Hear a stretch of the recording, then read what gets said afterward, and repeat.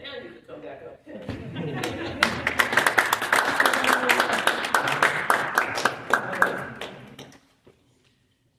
is an irrelevant question, but you are spry.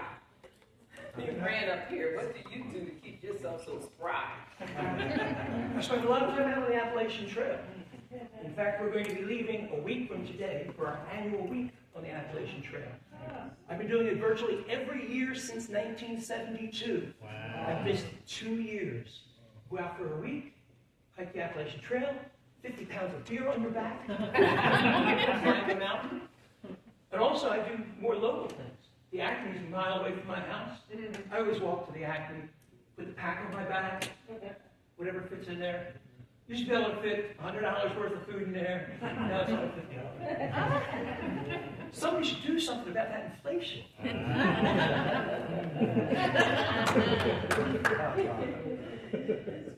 Your title was very bold. When I seen it, I said, boy, that's a little audacious for him to put that title in. What made you actually put that title? I've learned it from Aaron Beverly, former world champion from District 38 too. He uses his title as the opening of his speech. So, for example, when the contest master says, "You did this to me," I can say, "Yeah, you did it to me too." Last year, my contest, the year before, my title was, "I love you." And the opening was, "I love you, Ken Krawchuk. Ken Krawchuk, I love you." And I said, "And I love you too, Madam Contest." So, I need something that lets me engage with the contest master. And that way we have a little conversation. So, fellow Toastmasters, who remembers our first meeting? So I try to do that all the time. Now, you said you wanted to run for governor. Yes, ma'am. I have. Have you had any other political offices that you have held? I have never been elected to public office. However, I have adjusted the dialogue quite a lot. And that is why I joined Toastmasters in the first place. When I went after my first meeting, I met with Jean Shippos, great lady, the late Jean Shippos. She made it all the way to the world stage. She said, "Why did you join?" I said, "Well, I was thinking of getting involved in politics at some point."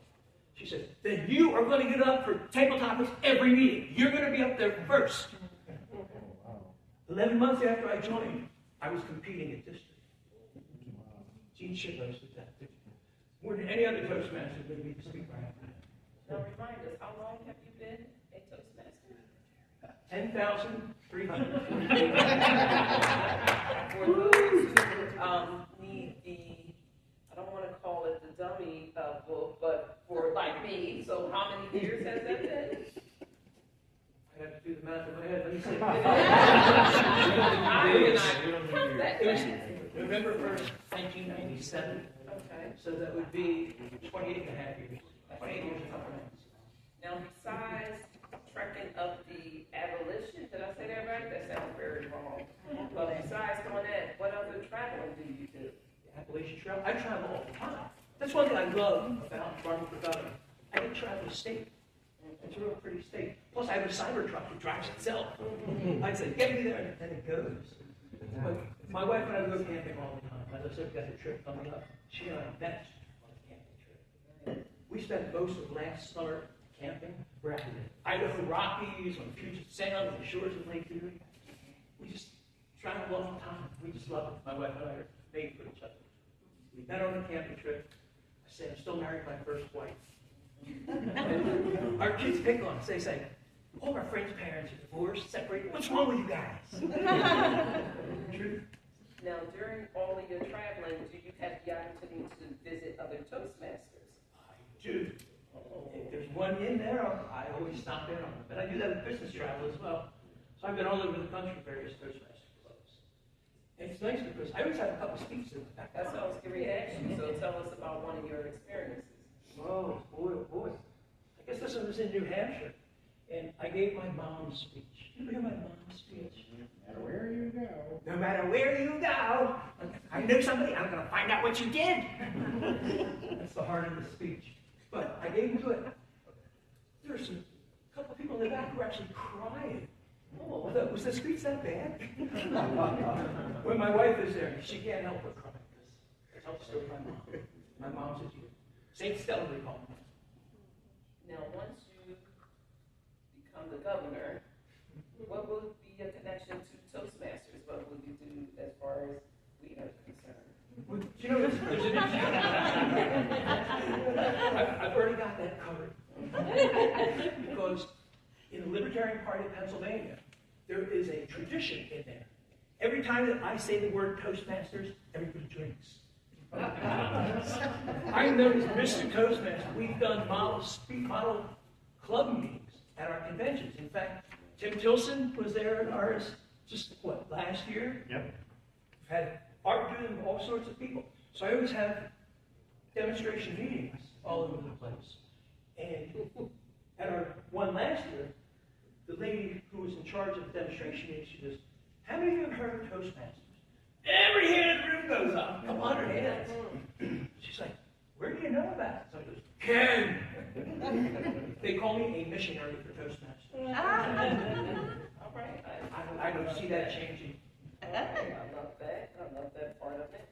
Now, your last speech, because I was there for your last speech, you hated Zoom. Have you changed your mind any? Or you still hate Zoom? I hate Zoom. Did you see my speech last year? I was going down all the reasons why. You had a lot of them. I have a lot. One of my biggest complaints is the camera. Because some people, you see this much of it. You see that much of it. Or they're way over here. And when they talk, they're not talking to the camera. They're talking to their monitor. There's so many things that are wrong with Zoom. I don't know where to begin, and I'm only here for 5 to 7 minutes telling you why. I hate Zoom. And probably the best indicator of how much I hate Zoom is I'm the founder of a club known as In-Person Toastmasters. We started in the height of the pandemic. The hard part was finding someplace where we could meet. But we've been going strong ever since, and we're going to be President's Distinguished this year. Yeah, sure. Why not? Well, and I appreciate you taking the moment to come up here and give us a little insight to yourself. I'm looking forward to you running for governor. All right. The nomination is the 21st of March. Will you have a big party and all of that good stuff? Oh, yeah. I've already got hundreds of yard signs on order, everything like that. I am the shooter. Everybody else, the last person who was running against me dropped out last month. It's like, I can't beat this guy. Now, hopefully, when you have your nomination party, all of the good things, we all will be invited. It's going to be at the Wardminster, FW, Wardminster, and it's going to be on Saturday, March 21. All right. Hopefully, we get to dress up because I love a good party. Thank you, Madam Very Director.